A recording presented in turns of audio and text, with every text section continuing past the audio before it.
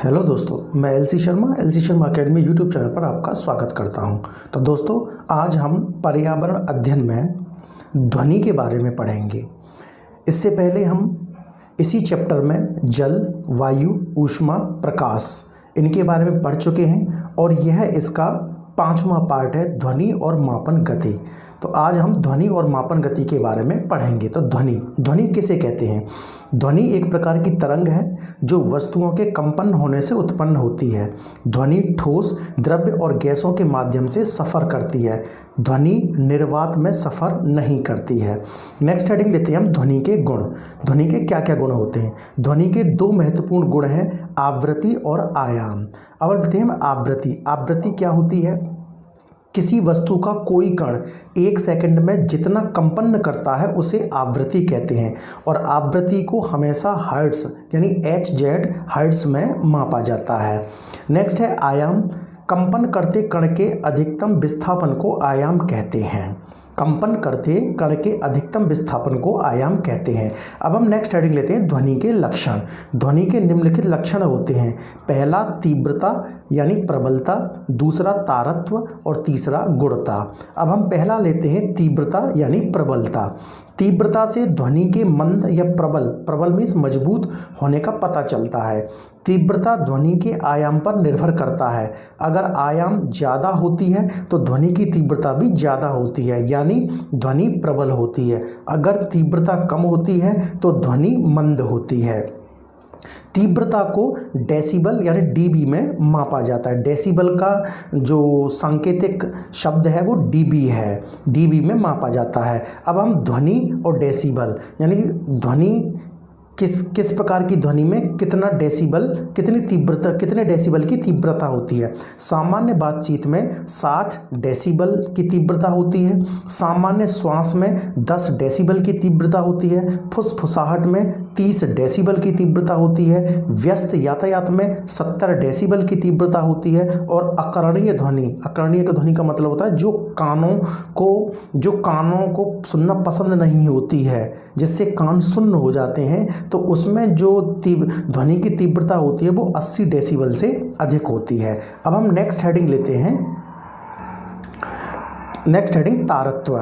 तारत्व से ध्वनि के मोटे या भारी या तीक्ष्ण होने का पता चलता है। तारत्व ध्वनि की आवृत्ति पर निर्भर करती है। अगर ध्वनि की आवृत्ति बढ़ती है तो ध्वनि तीक्ष्ण या पतली हो जाती है, जैसे महिला की सीटी की आवाज़ पतली होती है। अगर ध्वनि की आवृत्ति घटती है तो ध्वनि मोटी यानी भारी हो जाती है, जैसे पुरुष की आवाज़, शेर की दहाड़ आदि। अब हम नेक्स्ट हेडिंग लेते हैं गुणता। ये तो अब ध्वनि के जो लक्षण थे, ध्वनि के लक्षण में अब तीसरा लक्षण है गुणता। गुणता एक समान तीव्रता तथा एक समान तारत्व की ध्वनियों में आए अंतर को कहते हैं। महिलाओं की ध्वनि का तारत्व एक समान होता है, परंतु उनकी ध्वनियों की गुणता अलग अलग होती है, जिसके कारण हम अलग अलग महिलाओं की ध्वनियों को पहचान लेते हैं। पुरुषों की ध्वनि की तीव्रता एक समान होती है, परंतु उनकी ध्वनियों की गुणता अलग अलग होती है, जिसके कारण हम अलग अलग पुरुषों की ध्वनियों को पहचान लेते हैं। अब हम नेक्स्ट हेडिंग लेते हैं प्रतिध्वनि। प्रतिध्वनि प्रकाश के भांति ध्वनि भी वस्तुओं से टकराकर वापस आती है। इसी परावर्तित यानी लौटने वाली ध्वनि को प्रतिध्वनि कहते हैं।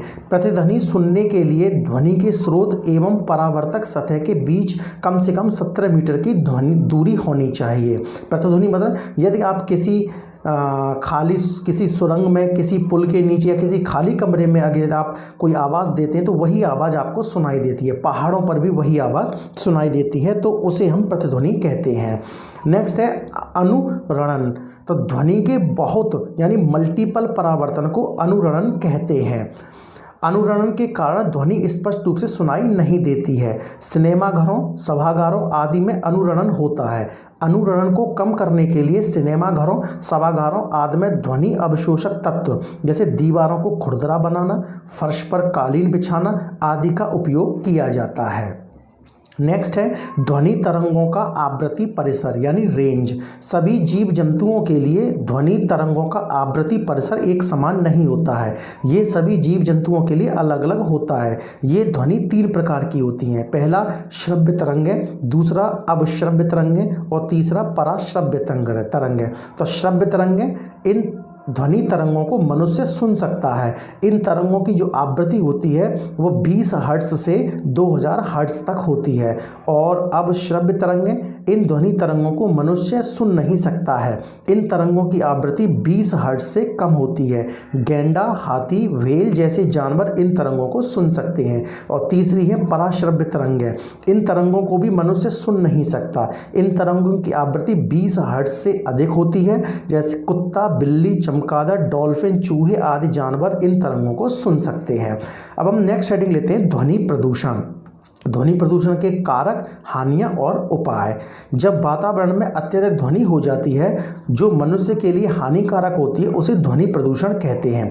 अब ध्वनि प्रदूषण के कारक कौन कौन से हैं? वाहनों का शोर, विस्फोटकों, पटाखों आदि का शोर, मशीनों का शोर, लाउड स्पीकरों का चलना, कूलरों की आवाज़, टेलीविज़नों, ट्रांजिस्टरों आदि का तेज आवाज़ में चलना, एयर कंडीशनरों का चलना। अब ध्वनि प्रदूषण की से हानियाँ, क्या क्या हानियाँ हैं? अनिद्रा, उच्च रक्तचाप, चिंता इत्यादि। सुनने की क्षमता का स्थायी या अस्थायी रूप से कम होना। ध्वनि प्रदूषण रोकने के उपाय, तो वाहनों में रब शामक यानी साइलेंसरों का उपयोग करना। साइलेंसर की हिंदी होती है रब शामक। तो वाहनों में साइलेंसरों का उपयोग करना, हॉर्न का कम से कम उपयोग करना, शोर उत्पन्न करने वाले उद्योगों को मनुष्य के रहने वाले स्थानों से दूर स्थापित करना, टेलीविज़न, ट्रांजिस्टर आदि की प्रबलता को कम रखना, सड़कों, औद्योगिक क्षेत्रों और घरों के आसपास पेड़ लगाना, इसे ग्रीन मफलर कहते हैं। नेक्स्ट है ध्वनि की गति। ध्वनि की चाल ठोस वस्तुओं में सबसे अधिक होती है और गैसों में सबसे कम। वायु में ध्वनि की चाल होती है 332 मीटर प्रति सेकंड। जब बिजली कड़कती है तब हमें सबसे पहले प्रकाश दिखाई देता है और उसके बाद आवाज़ सुनाई देती है, क्योंकि प्रकाश की चाल ध्वनि से अधिक होती है। अब हम लेते हैं ध्वनि मापन एवं गति। अब मापन क्या होता है? मापन का अर्थ है किसी अज्ञात राशि से ज्ञात राशि की तुलना करना। किसी मापन के परिणाम को एक संख्या व उससे संबंध किसी मात्रक द्वारा व्यक्त किया जाता है। प्राचीन काल से मापन के लिए हाथ, फुट, गज, पग, अंगुल एवं मुट्ठी आदि का प्रयोग होता रहा है, परंतु मापन के ये तरीके सही नहीं थे क्योंकि ये व्यक्ति से व्यक्ति तक भिन्न होते थे। आजकल मापन के लिए मानक इकाइयों का प्रयोग होता है जो विश्व भर में समान होते हैं। मापन संबंधी कुछ शब्दावली, तो जैसे राशि, जिसे संख्या के रूप में प्रकट किया जा सके उसे राशि कहते हैं, जैसे जनसंख्या, दूरी, लंबाई आदि। भौतिक राशियाँ, जिन राशियों को पदों में व्यक्त किया जा सकता है उन्हें भौतिक राशियाँ कहते हैं। ये 2 प्रकार की होती हैं, अदिश राशि और सदिश राशि। अदिश राशि कौन सी होती हैं? इन भौतिक राशियों का केवल परिमाण होता है, जैसे तापमान, समय, चाल, घनत्व, द्रव्यमान आदि। और दूसरी है सदिश राशि। इन भौतिक राशियों का दिशा और परिमाण होता है, जैसे वेग, विस्थापन, त्वरण, बल इत्यादि। नेक्स्ट लेते हैं हम हेडिंग इकाई मात्रक। किसी राशि के माप के लिए उसी राशि के जिस निश्चित परिमाण को मानक मान लिया जाता है उसे इकाई कहते हैं। यह 2 प्रकार की होती है, मूल मात्रक और व्युत्पन्न मात्रक। मूल मात्रक किसे कहते हैं? जो मानक अन्य मानकों से स्वतंत्र होते हैं उन्हें मूल मात्रक कहते हैं, जैसे लंबाई, समय एवं द्रव्यमान के मानक। दूसरा है व्युत्पन्न मात्रक। किसी भौतिक राशि को 2 या 2 से अधिक मूल इकाइयों में व्यक्त करना व्युत्पन्न मात्रक कहलाता है, जैसे बल, दाब, कार्य इत्यादि। अब हम लेते हैं नेक्स्ट हेडिंग इकाई पद्धतियाँ। ये पद्धतियाँ निम्नलिखित हैं। कौन कौन सी हैं? CGS पद्धति, जिसको फ्रेंच मीट्रिक पद्धति भी कहते हैं। इस पद्धति में लंबाई, द्रव्यमान एवं समय को क्रमशः सेंटीमीटर, ग्राम और सेकंड में मापा जाता है। तो सेंटीमीटर, ग्राम और सेकंड में किसे मापा जाता है? किसमें? CGS पद्धति में या फ्रेंच मीट्रिक पद्धति में। नेक्स्ट है FPS यानी ब्रिटिश पद्धति। इस पद्धति में लंबाई, द्रव्यमान और समय को क्रमशः फुट, पाउंड और सेकंड में मापा जाता है। नेक्स्ट है MKS पद्धति। इस पद्धति में लंबाई, द्रव्यमान और समय को क्रमशः मीटर, किलोग्राम और सेकंड में मापा जाता है। नेक्स्ट है अंतर्राष्ट्रीय मात्रक पद्धति यानी SI इकाई। इस पद्धति को 1960 में स्वीकार किया गया। यह MKS पद्धति का संशोधित एवं परिवर्धित रूप है। आजकल इसी पद्धति का प्रयोग किया जाता है। इसमें निम्नलिखित 7 मूल मात्रक एवं 2 संपूरक मात्रक हैं। तो अब हम मूल मात्रक जैसे भौतिक राशि और SI इकाई और प्रतीक, जैसे लंबाई की SI इकाई यानी m, स्मॉल लेटर m, और इसको बोलते हैं मीटर। द्रव्यमान को kg जिसको हम किलोग्राम बोलते हैं। समय की SI इकाई s है जिसको सेकंड कहते हैं। विद्युत धारा की SI इकाई a है जिसको एम्पियर कहते हैं। ताप की SI इकाई k है जिसको केल्विन कहते हैं। और ज्योति तीव्रता की SI इकाई CD है जिसको कैंडेला कहते हैं। और पदार्थ की मात्रा की SI इकाई MOL जिसको हम मोल कहते हैं। ये तो मूल मात्रक हो गए। अब लंबाई दूरी के मात्रक, जैसे 1 किलोमीटर बराबर 1000 मीटर, 1 मील बराबर 1.609 किलोमीटर, 1 नाविक मील बराबर 1.85 किलोमीटर, 1 खगोलीय इकाई बराबर 1.495 इंटू 10⁻15 मीटर, 1 प्रकाश वर्ष बराबर 9.46 इंटू 10⁻15 मीटर, 1 पारसेक बराबर 3.26 प्रकाश वर्ष। अब हम क्षेत्रफल के मात्रक लेते हैं। 1 एकड़ बराबर 4840 वर्ग गज, और वर्ग फुट 1 एकड़ में 43,560 वर्ग फुट, और 1 एकड़ में वर्ग मीटर कितने होते हैं? 4046.94 वर्ग मीटर। 1 हेक्टेयर में 2.5 एकड़ होता है। 1 वर्ग मीटर में 100 हेक्टेयर होता है। 1 वर्ग मील में 256 हेक्टेयर होता है। 2.6 वर्ग किलोमीटर होता है और 640 एकड़ होता है। अब हम समय के मात्रक लेते हैं। 1 घंटा में 60 मिनट होती हैं और 3600 सेकंड होती हैं। 1 मिनट में 60 सेकंड होती हैं। 1 दिन में 24 घंटे होते हैं। 1 सप्ताह में 7 दिन होते हैं। 1 चंद्र मास में 4 सप्ताह यानी 28 दिन होते हैं। 1 सौर मास में 30 या 31 दिन होते हैं। 1 वर्ष में 365 दिन या 366 दिन, जब लीप वर्ष होता है तो 366 दिन। अब हम द्रव्यमान के मापक देखते हैं। 1 आउंस में 28.35 ग्राम, 1 पाउंड में 16 आउंस और 453.52 ग्राम, 1 किलोग्राम में 2.205 पाउंड और 1000 ग्राम, 1 क्विंटल में 100 किलोग्राम और 1 मीट्रिक टन में 1000 किलोग्राम। अब हम आयतन के मात्रक देख लेते हैं। 1 लीटर में 1000 घन सेंटीमीटर और 0.2642 गैलन होता है। 1 गैलन में 3.785 लीटर होता है। अब हम लेते हैं मापन की छोटी इकाइयाँ। तो मापन की छोटी इकाइयाँ कौन सी हैं? डेसी जिसको हम D से रिप्रेजेंट करते हैं 10⁻⁻1, सेंटी जिसको C से रिप्रेजेंट करते हैं 10⁻⁻2, मिली जिसको M से रिप्रेजेंट करते हैं 10⁻⁻3, माइक्रो जिसको ये U टाइप का है इससे हम रिप्रेजेंट करते हैं 10⁻⁻6, नैनो जिसे हम N से रिप्रेजेंट करते हैं 10⁻⁹। अब मापन की बड़ी इकाइयाँ लेते हैं। एक्सा जिसको हम E से रिप्रेजेंट करते हैं 10⁻18, पेंटा जिसको P से रिप्रेजेंट करते हैं 10⁻15, टेरा जिसको T से रिप्रेजेंट करते हैं 10⁻12 और गीगा जिसको G से रिप्रेजेंट करते हैं 10⁻9 और मेगा जिसको M से रिप्रेजेंट करते हैं 10⁻6।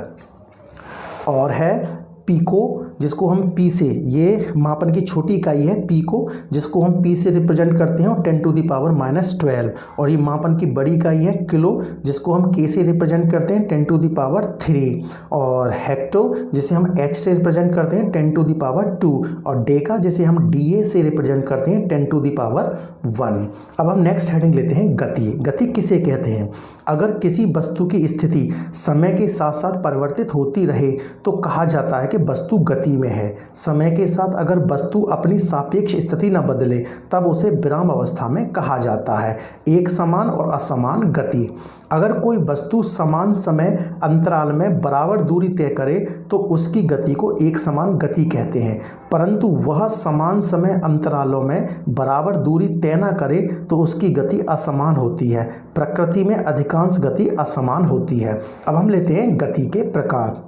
गति मुख्य रूप से निम्न प्रकार की होती है। पहला सरल रेखीय गति, दूसरा वर्तुल या वृत्तीय गति और तीसरा आवृत्तीय गति। तो हम पहले लेते हैं सरल रेखीय गति। इसमें वस्तु एक सरल रेखा यानी सीधी रेखा में गति करती है, जैसे एक सीधी सड़क पर गाड़ियों का गति करना, सैनिकों का मार्च पास्ट इत्यादि। दूसरा है वर्तुल यानी वृत्तीय गति। इसमें वस्तु गोल गोल घूमती है, जैसे पंखे का चलना, घड़ी की सुइयों का चलना इत्यादि। तीसरा है आवर्ती गति। इसमें गति करती हुई वस्तु पुनः अपनी जगह पर वापस आ जाती है, जैसे घड़ी के लोलक यानी पेंडुलम का गति करना, पेड़ की शाखाओं का हिलना, झूले पर बच्चे का झूलना, गिटार की तार का हिलना, तबले की सतह का हिलना इत्यादि। किसी किसी वस्तु में एक से ज़्यादा गतियाँ पाई जाती हैं, जैसे सिलाई मशीन में उसके चक्कर का घूमना वर्तुल गति है, वहीं उसकी सुई में आवृत्ति गति है। जमीन पर गेंद का लुढ़कना सरल रेखीय एवं वर्तुल यानी घूर्ण गति को दर्शाता है। अब हम लेते हैं गति संबंधी शब्दावली। पहली है दूरी। किसी वस्तु द्वारा किसी समय अंतराल में तय किए गए मार्ग की संपूर्ण लंबाई दूरी कहलाती है। यह अदिश एवं धनात्मक होती है। इसको किलोमीटर, मीटर या सेंटीमीटर में नापते हैं। दूसरी है चाल। एक वस्तु इकाई समय में जितनी दूरी तय करती है उससे उसकी वेग प्रति चाल कहते हैं, वेग यानी चाल कहते हैं। यह अदिश राशि है, इसको मीटर पर सेकंड में नापते हैं। इसका सूत्र है v = s/t, जहां v वेग है, s दूरी है और t टाइम है। नेक्स्ट है विस्थापन। वस्तु की अंतिम स्थिति एवं प्रारंभिक स्थिति के बीच की न्यूनतम दूरी को विस्थापन कहते हैं। यह सदिश राशि है एवं यह धनात्मक, ऋणात्मक या शून्य भी हो सकती है। नेक्स्ट हम लेते हैं वेग। कोई वस्तु इकाई समय में किसी निश्चित दिशा में जितनी दूरी तय करती है यानी विस्थापित होती है उसे वेग कहते हैं। यह सदिश राशि एवं यह धनात्मक, ऋणात्मक और शून्य भी हो सकती है। नेक्स्ट है औसत चाल। अगर वस्तु विभिन्न चालों b1 और b2 से समान दूरी तय करती है तब उसकी औसत चाल होगी 2b1 b2 upon b1 b2। अगर वस्तु विभिन्न चालों b1 और b2 से समान समय तक चलती है तब उसकी औसत चाल होगी b1 plus b2 upon 2। Next है त्वरण। किसी वस्तु के वेग परिवर्तन की दर को उस वस्तु का त्वरण कहते हैं। यह सदिश राशि है, इसको मीटर पर सेकंड स्क्वायर में मापते हैं। अगर वेग का परिमाण समय के साथ बढ़ता है तब त्वरण धनात्मक होता है, अगर घटता है तब त्वरण ऋणात्मक होता है। ऋणात्मक त्वरण को मंदन कहते हैं। चाल मापी। यह मीटर गाड़ियों के डैशबोर्ड में लगा होता है, इससे किलोमीटर पर आवर में चाल ज्ञात हो जाती है। पथमापी। यह मीटर भी गाड़ियों के डैशबोर्ड में लगा होता है, इससे दूरी किलोमीटर में ज्ञात हो जाती है। न्यूटन का प्रथम नियम, जिसे जड़त्व का नियम कहते हैं। इस नियम के अनुसार कोई वस्तु विराम की अवस्था में है तो वह विराम की अवस्था में ही रहेगी, और यदि वह एक समान गति से सीधी रेखा में चल रही हो तो वैसे ही चलती रहेगी जब तक कि उस पर कोई बाहरी बल लगाकर उसकी अवस्था में परिवर्तन ना किया जाए। उदाहरण के लिए पेड़ को हिलाने से उसके फल टूटकर नीचे गिर पड़ते हैं। कंबल को डंडे से पीटने पर धूल के कण झड़कर गिर पड़ते हैं। रुकी हुई गाड़ी के अचानक चलने पर उसमें बैठे यात्री पीछे की ओर झुक जाते हैं। चलती हुई गाड़ी के अचानक रुकने पर उसमें बैठे यात्री आगे की ओर झुक जाते हैं। दूसरा है न्यूटन का द्वितीय नियम। इस नियम के अनुसार किसी वस्तु पर आरोपित बल उस वस्तु के द्रव्यमान तथा बल की दिशा में उत्पन्न त्वरण के गुणनफल के बराबर होता है, यानी F = ma। इस नियम ने संवेग की धारणा को प्रस्तुत किया। किसी गतिमान वस्तु के द्रव्यमान एवं वेग के गुणनफल को उस वस्तु का संवेग कहते हैं, यानी P = mv। संवेग एक सदिश राशि है, इसकी दिशा वही होती है जो वेग की होती है। इसका FI मात्रक किलोग्राम मीटर पर सेकंड होता है। उदाहरण, गाड़ियों में स्प्रिंग और शॉक एब्जॉर्बर लगाए जाते हैं ताकि झटका कम लगे। अधिक गहराई तक कील को गाड़ने के लिए भारी हथौड़े का उपयोग किया जाता है। कराटे खिलाड़ी द्वारा एक ही झटके में बर्फ की सिल्ली या ईंटों की पट्टी का तोड़ना, क्योंकि झटके से हाथ का संवेग लगभग शून्य हो जाता है। गेंद को कैच करते समय क्रिकेट खिलाड़ी गेंद सहित अपने हाथ को पीछे खींच लेता है ताकि संवेग परिवर्तन की दर कम हो जाए। अब न्यूटन का तृतीय नियम, जिसे क्रिया प्रतिक्रिया का नियम कहते हैं। इस नियम के अनुसार प्रत्येक क्रिया के बराबर परंतु विपरीत दिशा में प्रतिक्रिया होती है। इसके अनुसार बल सदैव युगल रूप में होते हैं, किसी एक बल का अस्तित्व संभव नहीं है। उदाहरण के लिए, तैरने के लिए पानी को पीछे की ओर धकेलना, नाव चलाने के लिए बांस से जमीन को दबाना, बंदूक से गोली छोड़ते समय पीछे की ओर झटका लगना, रॉकेट का आगे बढ़ना। नेक्स्ट, संवेग संरक्षण का नियम। यदि किसी समूह में वस्तुएं एक दूसरे पर बल लगा रही हैं, अर्थात पारस्परिक क्रिया कर रही हैं, तो पारस्परिक क्रिया के पहले और पारस्परिक क्रिया के बाद उनका कुल संवेग संरक्षित रहता अगर उन पर बाह्य बल ना लगे। उदाहरण के लिए, जब बराबर संवेग वाली दो गेंदें आपस में टकराती हैं तो दोनों अचानक रुक जाती हैं। बंदूक चलाने वाला बंदूक को कंधों से दबाकर रखता है ताकि अधिक धक्का ना लगे। हल्की बंदूक अधिक वेग से हटती है, इसलिए उससे धक्का ज़्यादा लगता है। रॉकेट ईंधन की दहन से पैदा हुई गैसें बाहर निकलती हैं और रॉकेट को धकेलती हैं। अब हम इस अध्याय यानी ध्वनि और मापन गति से संबंधित प्रश्न देखते हैं। अभ्यास प्रश्न। क्वेश्चन 1, इटाई इटाई रोग जल में किसके मिलने या घुल जाने से होता है? तो इसका आंसर है कैडमियम। नेक्स्ट क्वेश्चन 2, राखी अपनी चाची के साथ नदी पर गई थी। उसने नदी को जब बहुत अधिक प्रदूषित पाया, जो उसने अपनी चाची से पूछा कि नदियों का प्रदूषक स्तर हम कैसे मापते हैं, तो उसकी चाची ने बताया कि इसे BOD में मापा जाता है। और BOD का पूरा नाम बताइए। ऑप्शन ए है biological oxygen demand, option B botanical oxygen demand, option C biochemical oxygen demand और ऑप्शन डी बायोकेमिकल अलवणीय डिमांड। तो इसका सही आंसर है option C biochemical oxygen demand. Next question 3, जल के वितरण का सही मिलान कीजिए। यानी कॉलम आ कॉलम बा दे रखा है। ऑप्शन कॉलम आ में महासागरों और समुद्रों में, और कॉलम बा में दे रखा है 2.0%। कॉलम आ में बी है बर्फ़ के रूप, बा में दे रखा है 1%। कॉलम आ में सी भूमिगत नदियाँ झीलों आदि, कॉलम बा में दे रखा है 97%।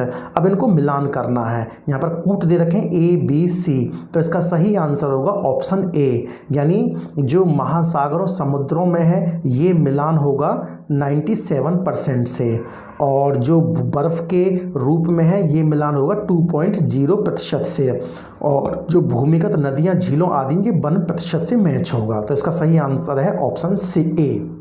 क्वेश्चन 4, भूमि के स्कूल में प्रत्येक शनिवार को बीमारियों से संबंधित जानकारी दी जाती है। आज उन्हें प्रदूषित जल से होने वाली कुछ बीमारियों के बारे में बताया गया है। आप भी निम्नलिखित में से प्रदूषित जल से होने वाली बीमारी का नाम बताइए। ऑप्शन ए पीलिया, ऑप्शन बी जुकाम, ऑप्शन सी घेंगा, ऑप्शन डी लकवा। तो इसका सही आंसर है ऑप्शन ए पीलिया। क्वेश्चन 5, वायुमंडल की कौन सी परत वायुयान उड़ाने के लिए उपयुक्त है? ऑप्शन ए शुभ मंडल, ऑप्शन बी समताप मंडल, ऑप्शन सी मध्य मंडल और ऑप्शन डी आयन मंडल। तो इसका सही आंसर है ऑप्शन बी समताप मंडल। क्वेश्चन 6, कार्बन डाइऑक्साइड एक महत्वपूर्ण गैस है, इसके बारे में निम्नलिखित में से गलत कथन को बताइए। ऑप्शन ए ये पेड़ पौधों के भोजन बनाने के लिए आवश्यक होते हैं। ऑप्शन बी वायु में इसकी मात्र 0.03% होती है मात्रा। यह ऑप्शन 3 यह गैस पृथ्वी को गर्म रखने में मदद नहीं करती है। ऑप्शन डी इसकी अधिकता से पृथ्वी का तापमान जरूरत से ज़्यादा बढ़ जाता है। तो इसका सही आंसर है ऑप्शन सी यह गैस पृथ्वी को गर्म रखने में मदद नहीं करती है। क्वेश्चन 7, अगर ओजोन की परत 200 DU से नीचे होती है तब इसे क्या कहा जाता है? ऑप्शन ए हरित गैस प्रभाव, ऑप्शन बी ओजोन छिद्र, ऑप्शन सी ओजोन परत, ऑप्शन डी ओजोन कवच। तो इसका सही आंसर है ऑप्शन बी ओजोन छिद्र। नेक्स्ट लेते हैं हम क्वेश्चन 8, अनु जब ताजमहल घूमने गई तो वहां पर गाइड ने उसे बताया कि कुछ सालों पहले अम्लीय वर्षा के कारण ताजमहल का रंग उड़ने लगा था। जब इमारतों या भवनों का रंग उड़ने लगता है या वे गलने लगते हैं तो इसे निम्नलिखित में से क्या कहा जाता है? ऑप्शन ए त्वचा cancer, option B stone cancer, option C लकवा, ऑप्शन डी रंग कैंसर। तो इसका सही आंसर है स्टोन कैंसर। क्वेश्चन 9, पवन किसे कहते हैं? सही कथन छांटिए। ऑप्शन ए जब वायु उच्च दाब क्षेत्र से निम्न दाब क्षेत्र की ओर चलती है, ऑप्शन बी जब वायु निम्न दाब क्षेत्र से उच्च दाब क्षेत्र की ओर चलती है, ऑप्शन सी जब वायु उच्च से उच्च दाब क्षेत्र की ओर चलती है, ऑप्शन डी जब वायु निम्न से निम्न दाब क्षेत्र की ओर चलती है। तो इसका सही आंसर है ऑप्शन ए जब वायु उच्च दाब क्षेत्र से निम्न दाब क्षेत्र की ओर चलती है तो वो पवन कहलाती है। क्वेश्चन 10, जल का क्वथनांक बिंदु क्या है?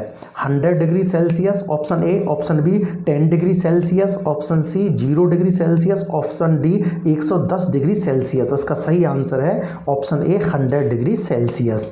क्वेश्चन 11, मयंक के शिक्षक ने प्रकाश के अपवर्तन के कारण होने वाली कुछ घटनाओं के बारे में उसकी कक्षा के छात्रों को बताया। निम्नलिखित में से प्रकाश के अपवर्तन के कारण होने वाली उन घटनाओं को छांटिए। ऑप्शन ए हीरे का चमकना, ऑप्शन बी रात में तारों का टिमटिमाना, ऑप्शन सी पानी में डूबा हुआ सिक्का ऊपर उठा हुआ दिखाई देता है। तो इस क्वेश्चन के आंसर एक से ज़्यादा ऑप्शन हो सकते हैं, इसलिए इसमें कूट दे रखे हैं। कूट ए में केवल ऑप्शन 1 दे रखा है, कूट बी में ऑप्शन 2 और 3 दे रखा है, कूट सी में तीनों ऑप्शन है, कूट डी में पहला और दूसरा है। तो इसका सही आंसर है कूट बी यानी दूसरा और तीसरा। क्वेश्चन 12 और आखिरी क्वेश्चन है, निम्नलिखित का सही मिलान कीजिए। ध्वनि और डेसिबल। सामान्य बातचीत 60 डेसिबल, फुसफुसाहट 30 डेसिबल, व्यस्त यातायात 80 डेसिबल से अधिक और अकर्णीय ध्वनि 70 डेसिबल। तो इसके कूट दे रखे हैं ए बी सी डी करके। तो इसका सही आंसर होगा ऑप्शन सी यानी सामान्य बातचीत में जो ध्वनि होती है वो कितनी होती है? 60 डेसिबल होती है। फुसफुसाहट में 30 डेसिबल ही होती है। व्यस्त यातायात में जो व्यस्त यातायात है इसमें 70 डेसिबल होती है और अकर्णीय ध्वनि जो होती है वो 80 डेसिबल से अधिक होती है। तो दोस्तों वीडियो पसंद आया हो तो वीडियो को लाइक करें, शेयर करें और LC Sharma academy YouTube channel को सब्सक्राइब करें। Thank you so much.